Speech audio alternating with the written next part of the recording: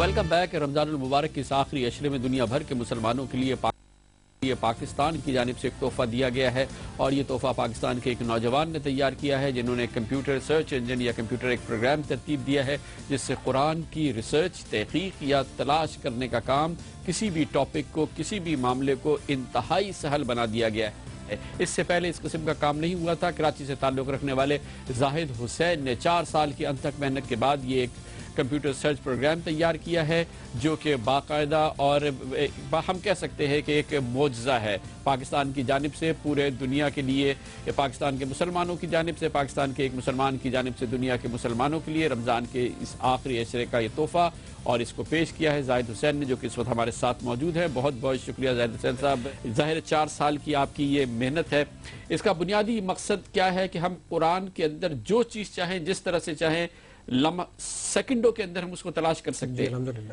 کام یہ تھا کہ کامران صاحب اس میں کہ جو ہمارے پاس قرآن مجید موجود ہوا کرتا تھا، اس قرآن مجید میں اگر میں کوئی ٹاپک سرچ کرنا چاہتا تھا وہ نیئر ٹو امپاسبل تھا، آپ اس کو سرچ نہیں کر سکتے تھے۔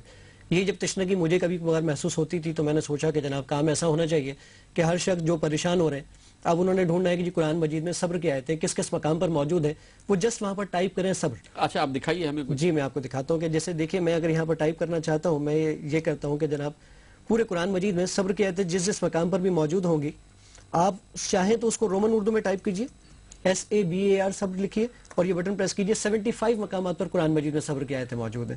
میں چاہوں تو اس میں اردو میں سرچ کر سکتا ہوں، جیسے میں اگر اردو میں چاہوں، اگر آپ مجھے کوئی ٹاپک بتائیں تو میں آپ کو سرچ کر کے بتاتا ہوں ڈائریکٹ۔ مثال کے طور پہ قتل کی آیتیں قرآن مجید کے اندر میں آپ کو سرچ کر کے بتاتا ہوں۔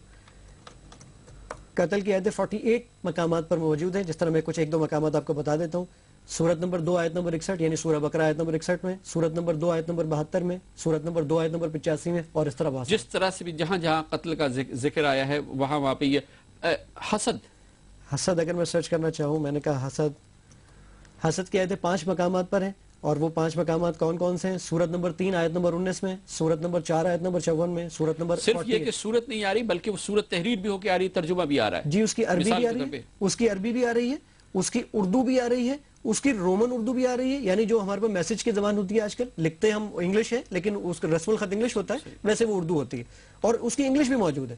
اور یہ اگلے لمحے یہ چیزیں سامنے آ جاتی ہے، پوری صورت آیات جو ہیں اس سے متعلق پورے قرآن شریف کی سامنے آ سکتی ہے۔ اور کس طرح سے اس میں ریسرچ ہوتی ہے؟ جی میں اگر اس میں چاہوں کہ جناب میں نے اگر قرآن مجید میں یہ سرچ کرنا ہے کہ جناب مجھے بائی آیت اگر موو کرنا ہے، جیسے میں نے کہا کہ جناب مجھے سورت نمبر 7 اور آیت نمبر 13 پر جانا ہے، تو آپ ڈائریکٹلی یہاں پر سورت نمبر 7 سلیکٹ کیجئے اور یہاں پر سورت نمبر یا آیت نمبر 13 سلیکٹ کر لیجئے، یہ فوراً آپ کے پاس سورت نمبر 7 اور آیت نمبر 13 آ گئی۔ اتنی جلدی تو قرآن مجید کے میں اورات کو پلٹ نہیں سکتا جتنی جلدی الحمدللہ قرآن مجید کی آیت میرے سامنے ہوتی ہے۔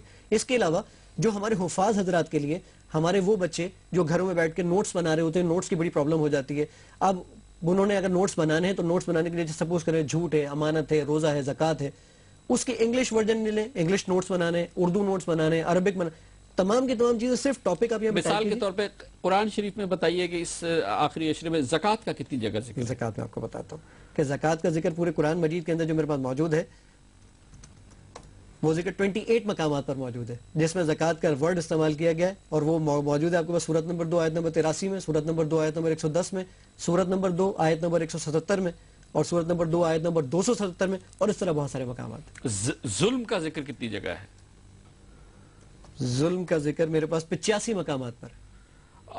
اسی طرح سے یہ کام جو ہے یہ قرآن کو سمجھنے کے لیے، قرآن دانی کے لیے، اس کے لیے یہ ایک بہت اہم چیز ہے۔ یہ بتائیے گا کہ اب اس کو ایک عام مسلمان حاصل کرنا چاہے، آپ نے تو یہ تیار کر لیا، اور ظاہر ہے کہ مجھے معلوم ہے کہ آپ کا تعلق ایک بہت ہی متوسط گھرانے سے، آپ کے وسائل بالکل نہیں ہیں۔ آپ نے مجھے بتایا کہ آپ میک کی ایپ بھی نہیں بنا سکتے کیونکہ آپ کے پاس ایپل کا کمپیوٹر نہیں ہے، تو اس کو اب آپ پھیلائیں گے کیسے؟ کیونکہ یہ بھی آپ نے بتایا کہ اس کے لیے آپ کچھ جزیہ نہیں چاہتے، کسی قسم کے کوئی اس کے لیے مشاہرہ نہیں چاہتے، کوئی رقم نہیں چاہتے، یہ مفت آپ پوری دنیا میں تقسیم کرنا چاہتے ہیں، مگر آپ کے پاس اس کے لیے وسائل نہیں ہیں۔ یہ کیسے پھیل سکتا ہے؟ ابھی جیسے مثال کے طور پہ یہ ہے، یہ ہمارے لوگ اتنے پروگرام دیکھیں گے، وہ اس کو ایکسس کرنا چاہیں تو وہ کیسے کر سکتے ہیں؟ سر میرے بلاگ کا ایڈریس آپ کے پاس موجود ہے کہ وہ بلاگ کا ایڈریس ہے، وہاں پر آپ یہ کام کر سکتے ہیں، یا ہم اپنی اسکرین پہ چلائیں گے یہ بلاگ کا ایڈریس، آپ لوگ ہمارے ناظرین اس کو نوٹ کر سکتے ہیں اور اس کو ایکسس کر سکتے ہیں کہ کس طرح سے آپ کی اس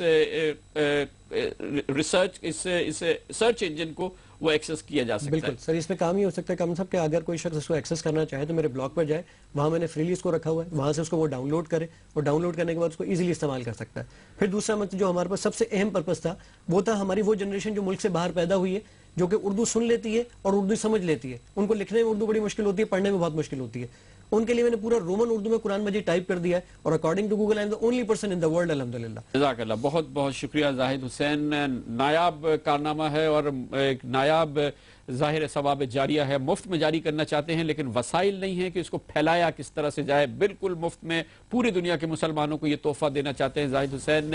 ان کے بلاگ کو آپ ایکسس کر سکتے ہیں جس کا آپ ہماری اسکرین پہ بھی دیکھ رہے ہیں. یہ ایک اور پاکستانی کا کارنامہ ہے. کل ہم نے آپ کو ایک پاکستانی نوجوان کا کارنامہ دکھایا تھا، پوری دنیا میں اس کی ریکگنیشن ہوئی ہے.